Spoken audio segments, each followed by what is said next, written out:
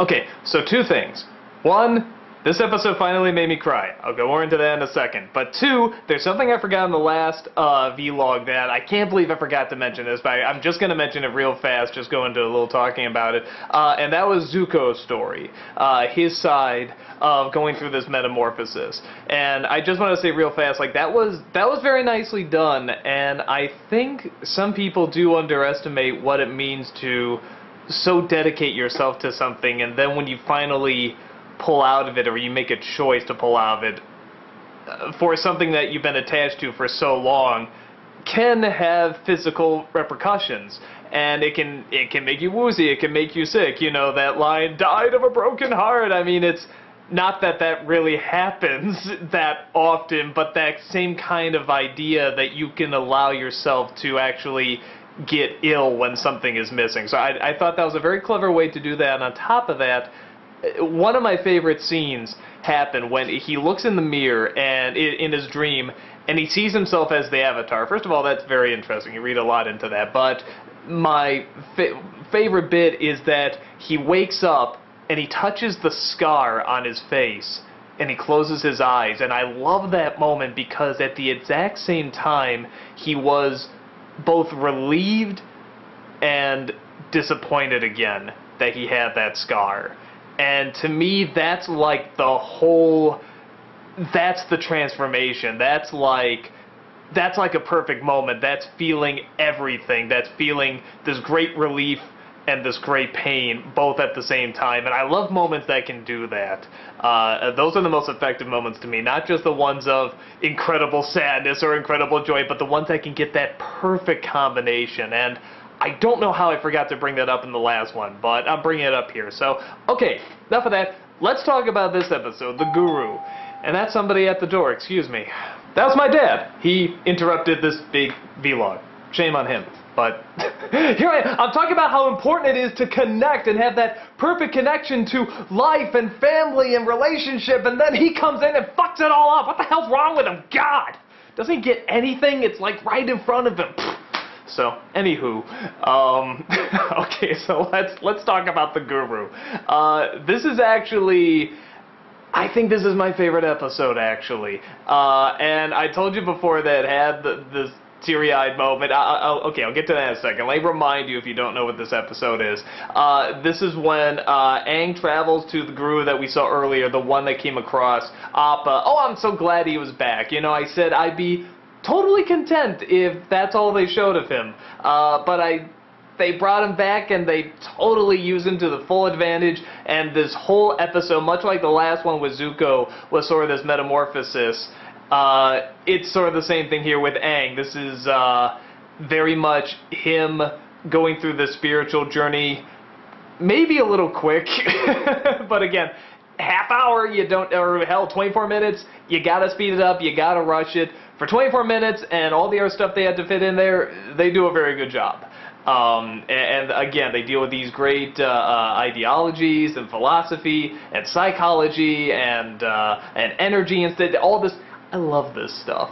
I love the idea of, I mean, you probably talked about, I probably talked about before, just the idea of evolving, and the idea of the human animal is an animal, but we're one of the few animals that have the capacity to be more, and that's done through here, not as much through the rest of us. Well, even then, it's opening this up to open up everything else, so blah blah blah. You know, it's too much philosophy there. So Aang goes to this Guru to help himself open up to the world. He's going through a metamorphosis.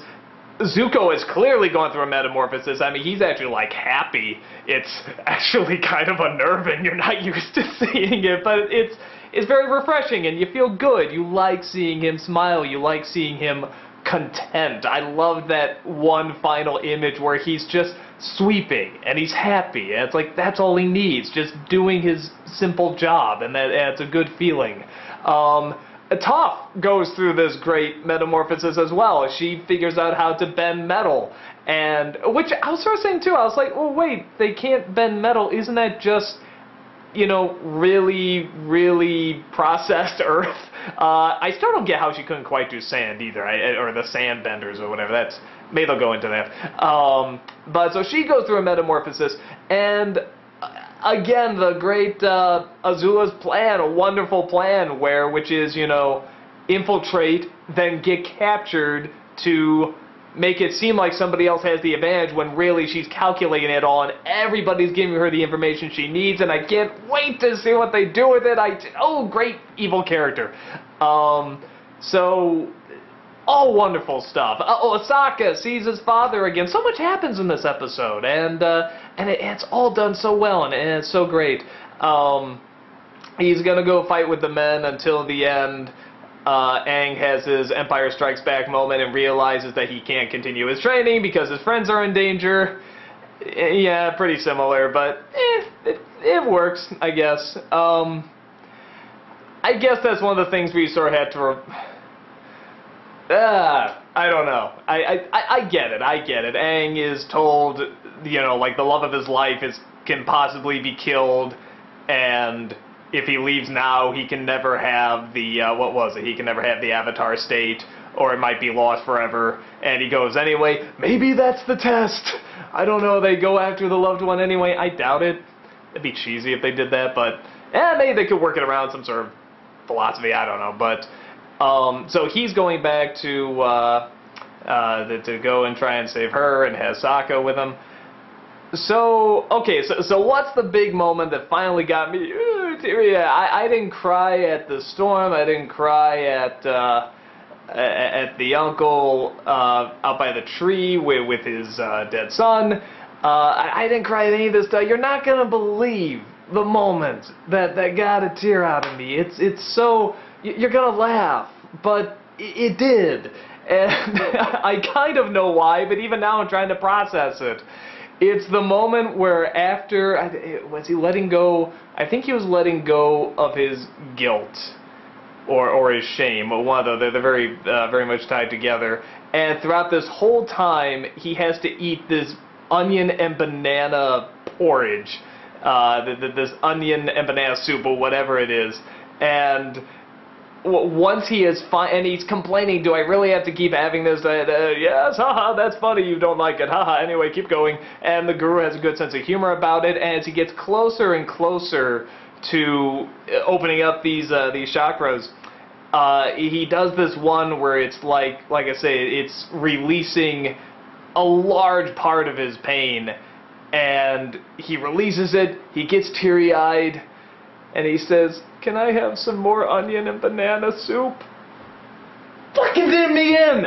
I don't know why! Something about that line did me in! There's just something about the way the actor said it! That kid was so opened up. It's like he saw life now and he let go of all his pain, and now he wants that thing that he hated a second ago, and I don't know what it is. I'm actually going to look up the line just so I can quote it exactly, because I don't think that's the exact line. But the intention and the idea, here's the line, right there. I'll put it in later. And it's just, I don't know why that line got me. Like I said earlier, I really like these moments where that perfect pain and that perfect joy really come together, and I really felt that sort of captured that. It was sort of this release, and it was so comforting, strangely comforting, and that's such a strangely comforting line. And I know it's the most bizarre moment to get teary-eyed at, but that's what did me in. So, yeah, there you go. Avatar made me cry like a pussy. Even at the moment when Rob was saying, like, yeah, I dare you to watch the Tales of Ba Sing Se and not cry like a pussy, you know, and I got through it. It was very touching, but I got through it. This is the one that got me, so... And I'm sorry, it's such a funny line to get trapped by, but it worked. It really worked. And again, a lot of that does come from the actor, the boy's delivery of it, which was so good and so heartfelt. I'm wondering what was written in the script or what the director told him to get that delivery, because that was just like the pitch perfect delivery. And, you know, they're all good actors anyway, but I mean, that was just pitch perfect. So, and a wonderful ending. Again, we sort of have Zuko seems to be finally content and finally happy. Again, I love this stuff. Just when it's all about to crumble down and it's all about to hit the fan and Azula's gonna destroy it all. That sick side of me. He's probably gonna get flung right back into his shit. So, yeah, and I love the ending just with her doing that little smile with Zuko smiling and then her just being led away with that little smirk on her face. Just everyone's coming, it's going to lead right into her plan, and it's just, it's very Empire Strikes Back. So, again, wonderful episode, probably my favorite, actually. I love the metamorphosis stuff, I love the enlightenment stuff, I love the evolving stuff, I love, it shows the process of it. I love the stuff with the story and how much is going on. I love the relationships in this. I love the emotions in it. Love it all. So, again, that's, I'm going to make some onion and banana stew, because that's what I'm in the mood for now. So, see you in the next one.